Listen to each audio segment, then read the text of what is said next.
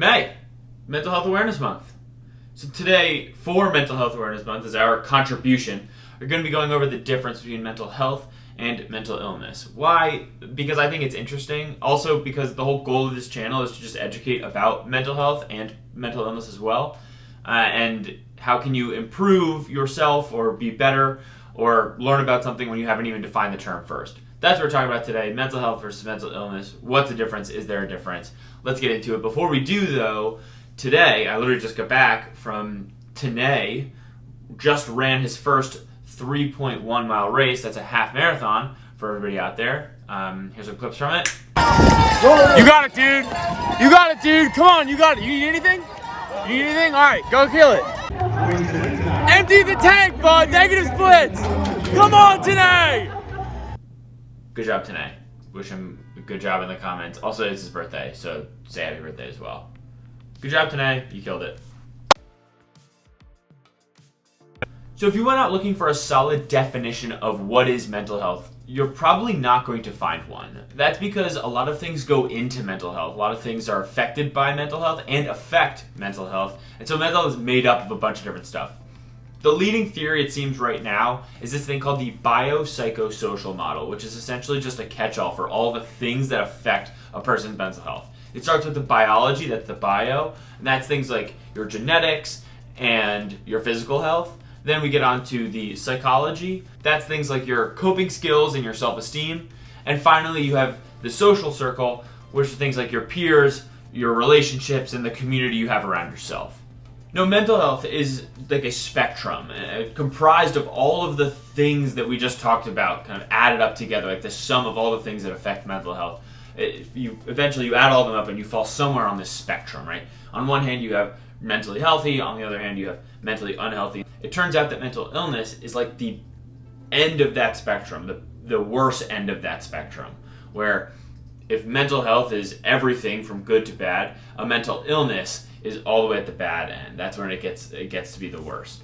Now that kind of begs the question, where is the line between mental health and mental illness, right? Where does one stop and the other begin?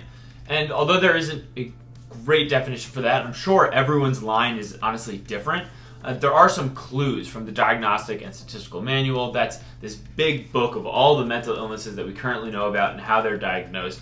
Reading this book doesn't obviously give you the ability to diagnose someone, but it can give you some clues as to what symptoms might look like. Here's a piece from the Diagnostic and Statistical Manual's definition of major depressive disorder, what we commonly know as like clinical depression or just depression. They say, depressed mood most of the day, nearly every day, as indicated by either subjective report or observation made by others.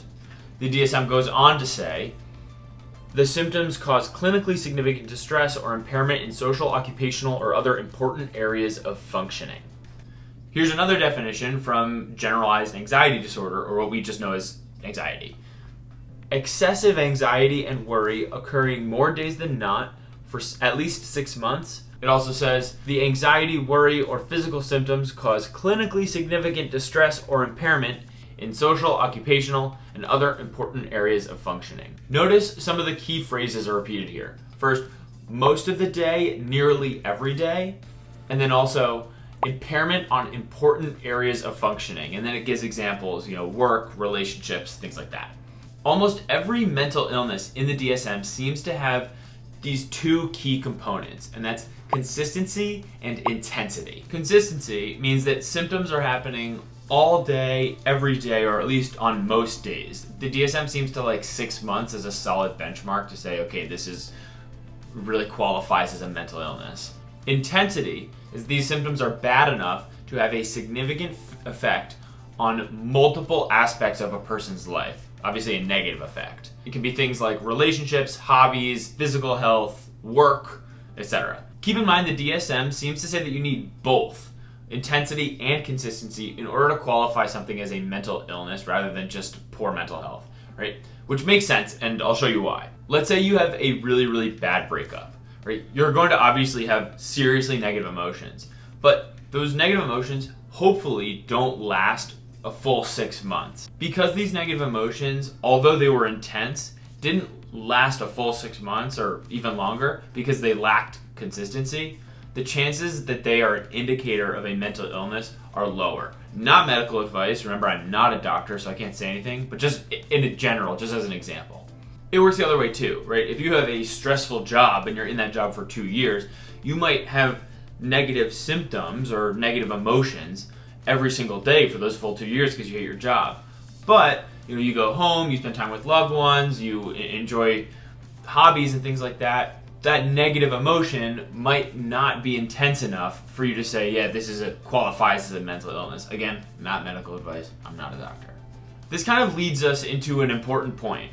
Mental health is not how you're feeling that day, right? It's not. If you have a bad day, that doesn't necessarily mean you have a mental illness or you're mentally unhealthy, right? For example, my buddy Finn, I play basketball with all the time. He's in shape, he's fast, all of those things. Yesterday we were playing basketball and Finn rolled his ankle. Does that mean Finn is no longer physically healthy? Maybe he can't play basketball, but he's still in shape. He just has an injury right now. It's similar to mental health, or at least that's a good analogy in my opinion, to mental health, right? You can have a bad day and be mentally healthy. You can also be having a great day and have a mental illness. I promise, I've seen it. Emotions are going to fluctuate, but mental health is something that takes longer and more effort to really change, go up or down that spectrum. There's a lot of ways that you can improve your mental health. Here. That's the difference between mental health and mental illness. Hope you found this at least helpful or educational or anything. Happy Mental Health Awareness Month. Please remember to talk to people if you need to. No matter who you are, you're not alone. Congratulate Tanae on his birthday and his first half in the comments if you wouldn't mind. And good luck. You got this.